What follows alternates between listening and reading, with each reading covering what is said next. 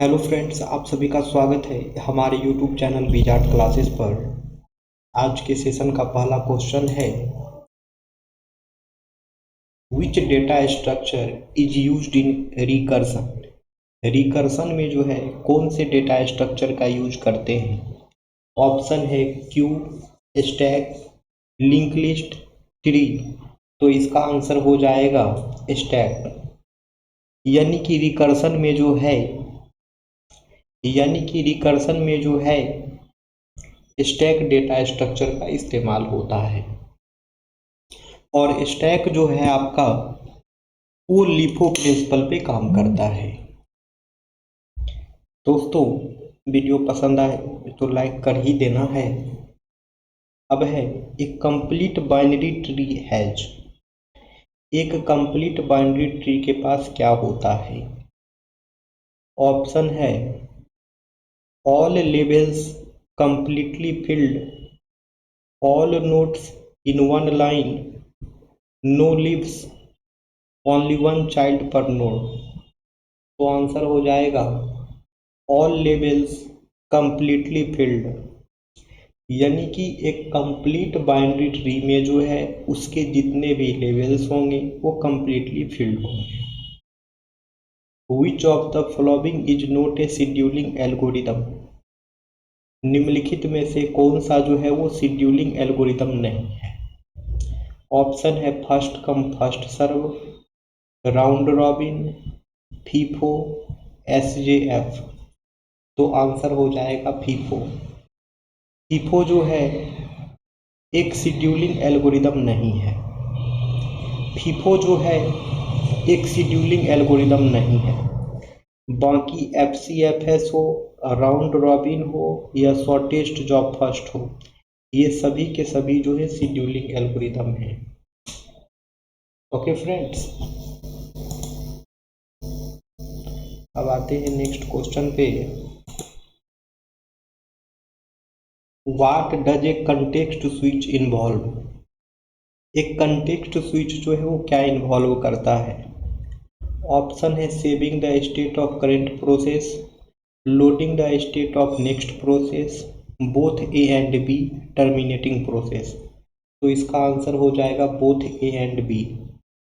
Context switch जो है वो सेव करता है करेंट प्रोसेस के स्टेट को और लोड करता है नेक्स्ट प्रोसेस के स्टेट को।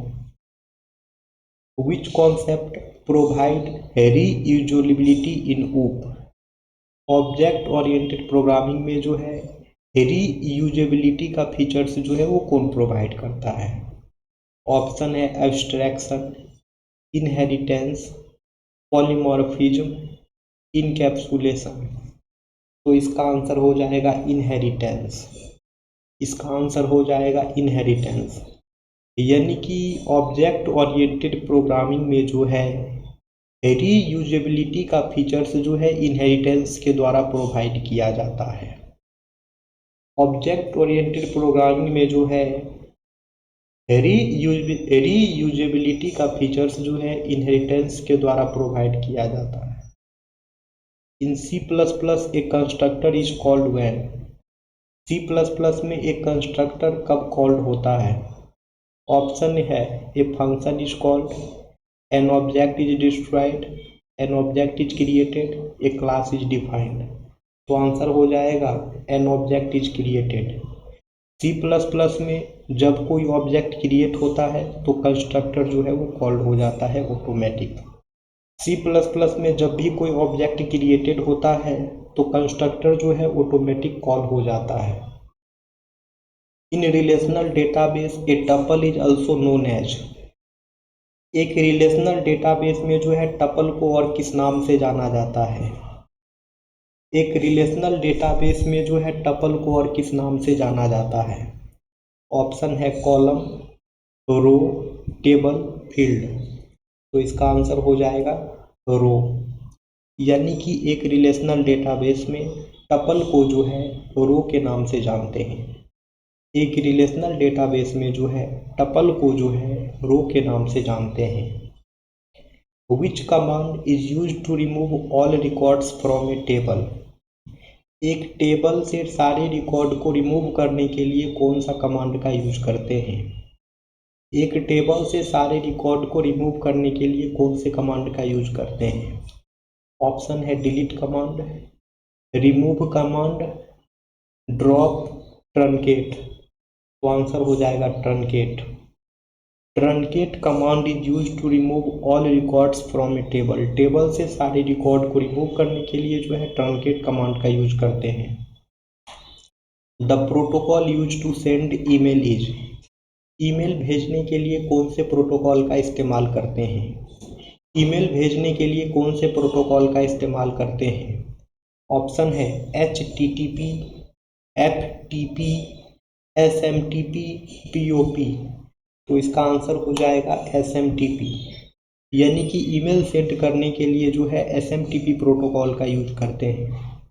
यानी कि ईमेल सेंड करने के लिए जो है SMTP प्रोटोकॉल का यूज करते हैं।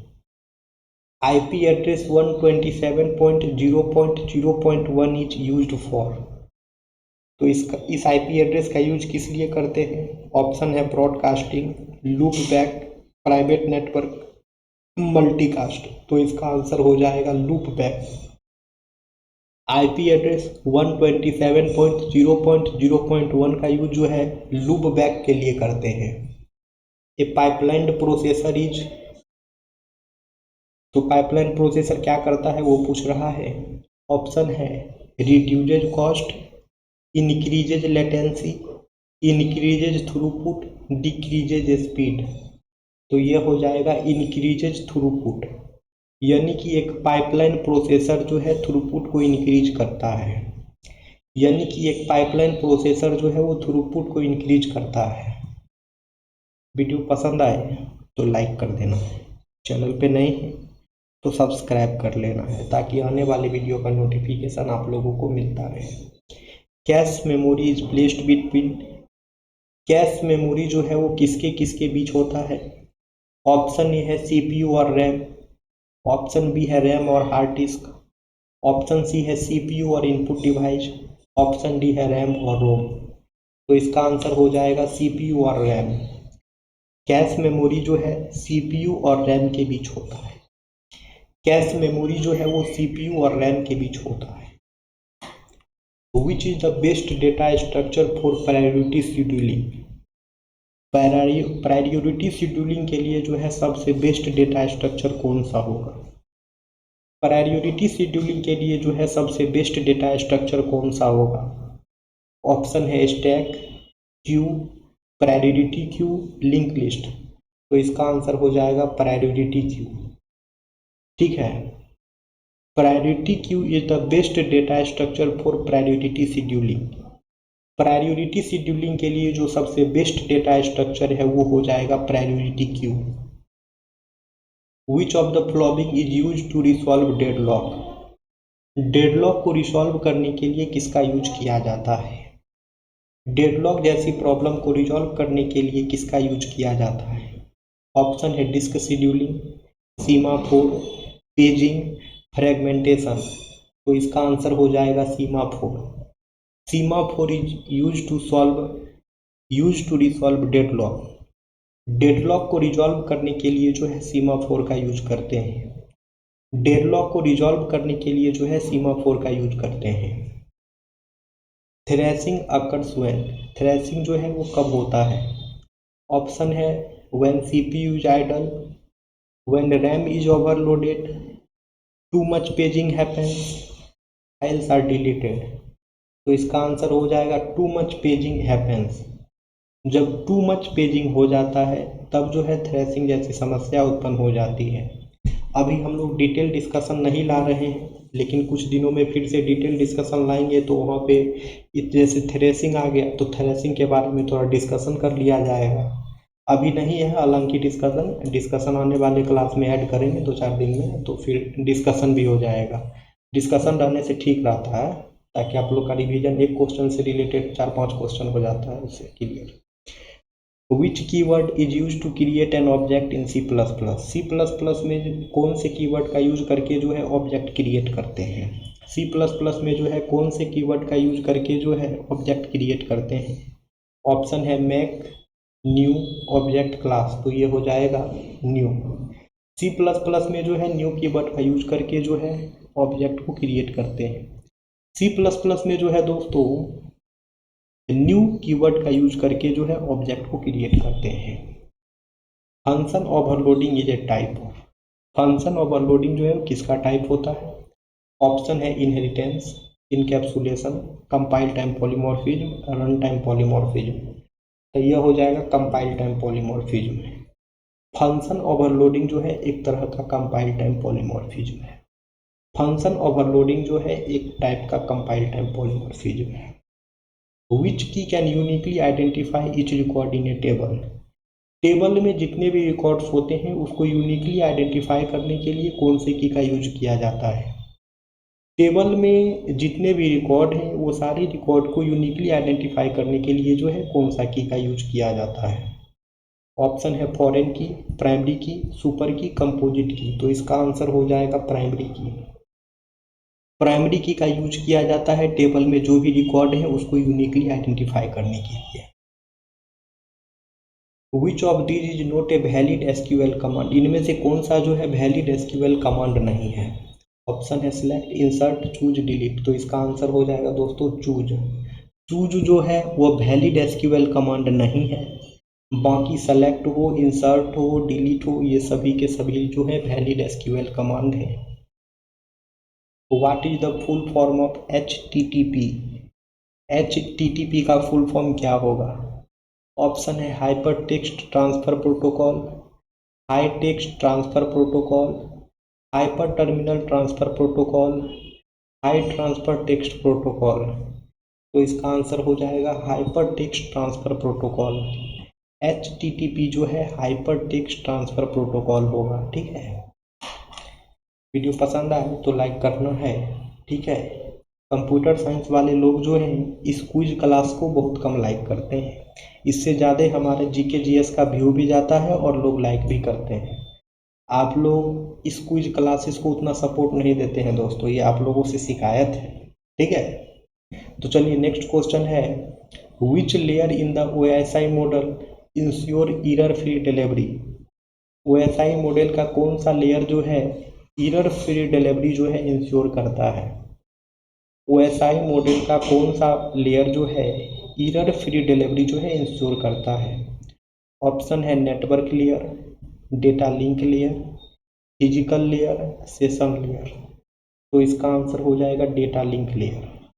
OSI मॉडल का डेटा लिंक लेयर जो है वह एरर फ्री डिलीवरी जो है इंश्योर करता है।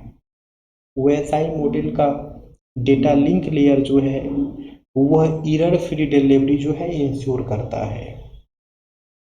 A register that keeps track of execution sequence is called, यानी कि एक रजिस्टर जो एग्जीक्यूशन सीक्वेंस को ट्रैक करता हो उसे क्या कहते हैं?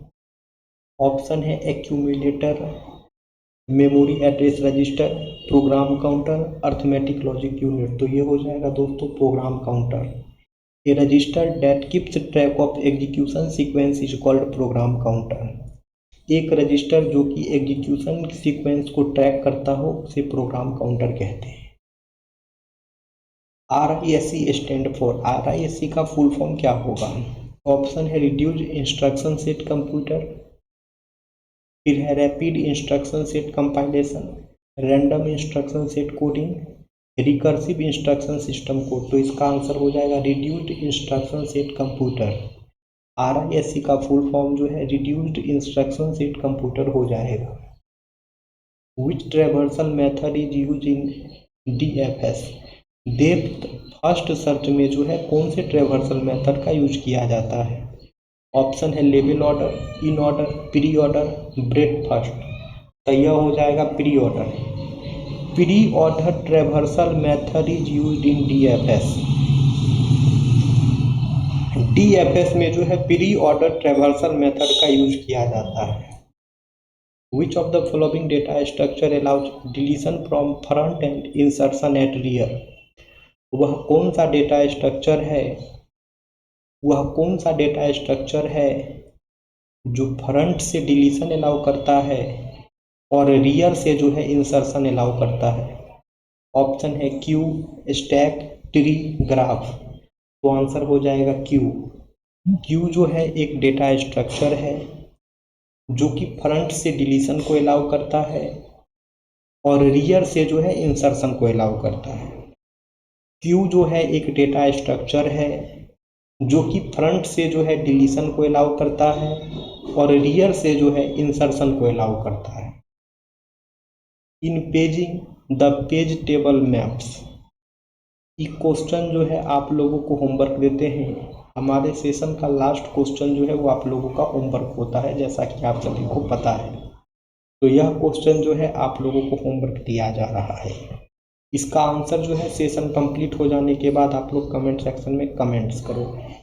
और जो लोग भी नए हैं चैनल पे, चैनल को सब्सक्राइब कर लेंगे और सभी लोग वीडियो को लाइक करें दोस्तों।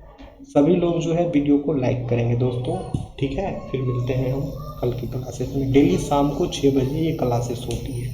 डेली शाम को 6 बजे ये क्लासेस होती है, ताकि टाइम को लेके कोई इश्यू ना हो आप लोगों को।